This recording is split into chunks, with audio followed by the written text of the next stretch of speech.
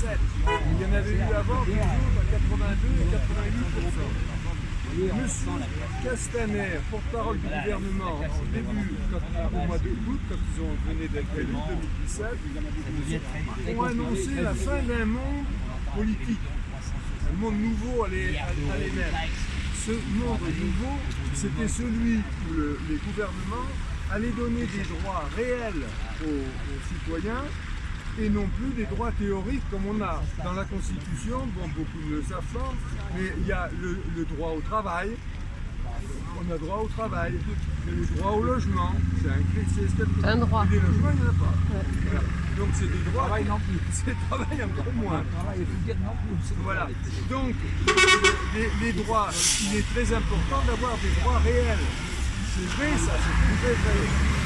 Notre association article 3 et le clic.org, là on leur a écrit en disant mais vous avez tout à fait raison, mais le premier droit à donner, réel à donner aux citoyens, c'est celui d'exercer la souveraineté nationale, puisque le peuple dit souverain. Et pour cela, eh bien, il faut donner le référendum d'initiative citoyenne. On a fait un article de la Constitution, l'article 3, actuel, qui dit la souveraineté nationale appartient au peuple, qu'il exerce par ses représentants et par la voie du référendum. Point. Nous, ce qu'on demande de rajouter, c'est qu'il exerce par la voie du référendum d'initiative citoyenne en toute matière, y compris constitutionnelle et de ratification des traités. Mais et on ajoute, cet article peut être modifié que par voie référendaire.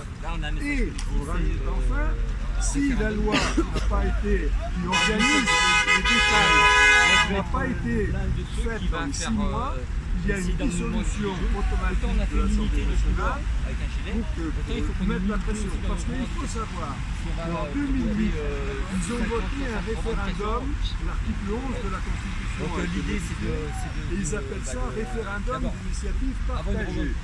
Ce qui est mensonger. Parce que l'initiative, le texte de la Constitution, c'est un personnage en la souveraineté nationale. Mais bon, il n'est pas tout seul, hein. Il y a des gens qui ont fait la reine, celui à 85. Vous dire que c'était mensonger. Oui. Donc, très actif. Et c'était mensonger. On trouve que cette mesure-là, voilà ce que dit l'article 11. Un référendum peut être organisé à l'initiative de 20% de parlementaires, virgule, soutenu UE, la votation suisse, mais pas soutenu US, soutenu UE par 10% des inscrits. Ça se fait par Internet, admettons. Une fois que vous avez ça, vous n'avez pas de référendum. Ça va devant le Parlement, et ce n'est que si le Parlement n'a rien fait pendant 6 mois, n'a pas adopté la proposition de loi des 20%, il y a un référendum. Mais il suffit que le gouvernement mette à l'ordre du jour de l'Assemblée en première lecture et du Sénat en première lecture la proposition des 20%. Donc c'est bon, il faut savoir qu'il n'y a plus de référendum possible. La mise en réseau facile. Dans l'état actuel, c'est ça. 20%. Alors, ce qu'il faut. Tu ne veux pas de référendum. S'il n'en veut pas, mais au moins on a la liberté d'aller chercher l'information. Il faut bien comprendre une chose, c'est qu'aujourd'hui on est dans un monde de la décentralisation. Ah, alors non. Alors oui, justement, ce qu'il faut savoir, c'est que donc, alors d'abord, ce qu'il faut savoir, c'est que ça a été voté en 2008. Il va être très difficile de pouvoir... oui, c'est pas si loin, mais il a fallu l'attendre le 1er janvier 2015 pour que ça soit applicable. 6 ans et demi pour obtenir un droit qui n'est pas un droit, puisque l'opposition, par exemple, LR, qui a les 20% largement, qui a gueulé contre les lois socialistes, c'était la Résénat, c'était depuis 2015, ils n'ont déposé donc l'opposition, ça c'est très important à noter, l'opposition ne veut pas s'opposer, Wauquiez et tous les autres, ils ne veulent pas, la preuve, mais on ne les voit pas beaucoup, mais c'est avec cet article 11, il pourrait très facilement obtenir les 10% de gens, il n'y a aucun souci par Internet. Mais qu'est-ce que ça ferait? Ça empêcherait Macron de faire des conneries. Mais eux, plus ils font de conneries, plus ils ont des chances de gagner l'alternance. Donc, ça il faudrait, nous on va les attaquer encore plus là-dessus. C'est que depuis 3 ans et demi, ils n'ont soumis aucune loi à abrogation. Après avoir gueulé pendant 7 ans, ça nous menait dans le mur, que c'était des incapables, etc. Depuis 2015, ils peuvent abroger les lois, il n'y en a pas un qui l'a demandé. Voilà. D'autre part, pour ceux qui soutiennent des partis, il y a la France Insoumise qui avait le RIC dans son programme. Ça, vous pouvez le voir sur le site du CLIC. Quand ils ont été... alors, j'ai intercepté sur une radio Éric Coquerel, qui a été député, et je lui ai dit, est-ce que vous l'avez dans votre programme, est-ce que vous êtes prêts? C'est le seul moyen de s'opposer. Les députés, la minorité, ils n'ont aucun moyen de s'opposer. Ils peuvent tenter de s'opposer avec l'article 11, mais il faut quand même 20% de parlementaires, c'est pas pour la France Insoumise. Donc la France Insoumise a qu'un seul moyen, le RIC. Est-ce que vous êtes prêts à déposer une proposition de loi début septembre? Et il m'a dit oui. Bon, sur la radio de la France Insoumise, on a l'enregistrement, il y a une vidéo sur notre site. Depuis le mois de septembre, ils n'ont déposé aucune proposition de loi. Et quand ils ont eu le droit, ils ont le droit très rarement de mettre à l'ordre du jour la minorité à des niches parlementaires 1 ou 2 fois par an. La France Insoumise elle a déposé 5 lois et il n'y avait pas le référendum d'initiative citoyenne.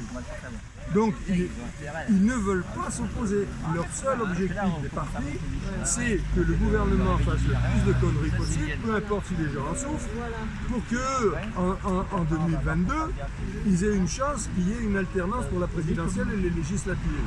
Ça, il faut bien le comprendre.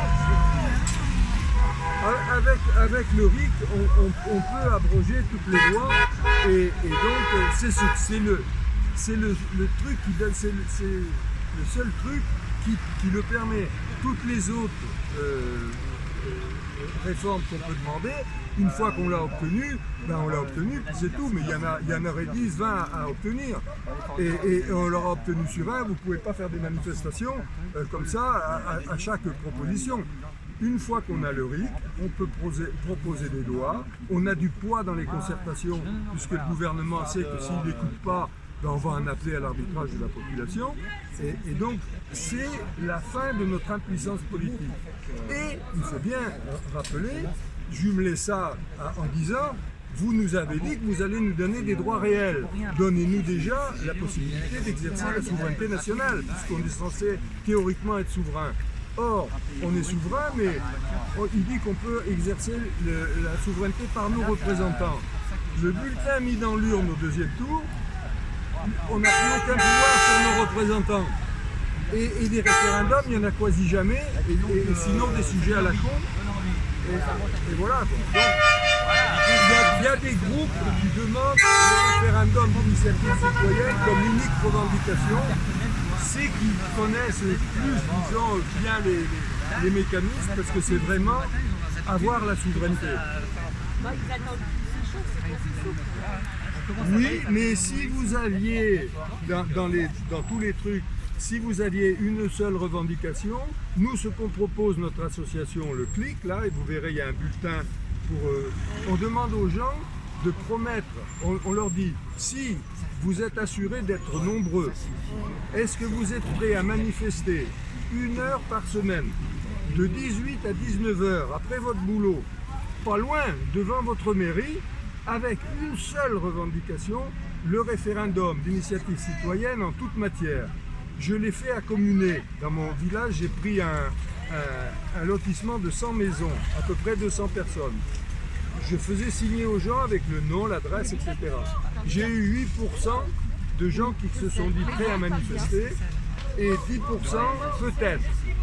8% sur Communique à 3000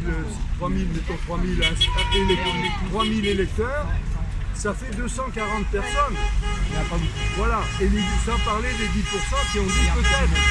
Voilà, donc je pense que si on n'avait que cette revendication, et les gilets jaunes, on pourrait commencer comme ça, en disant on a une seule revendication et on s'arrêtera de manifester le jour où ça sera mis dans la Constitution, où vous serez engagé dans les 2 ou 3 mois. Il y a une réforme de la Constitution qui est en cours.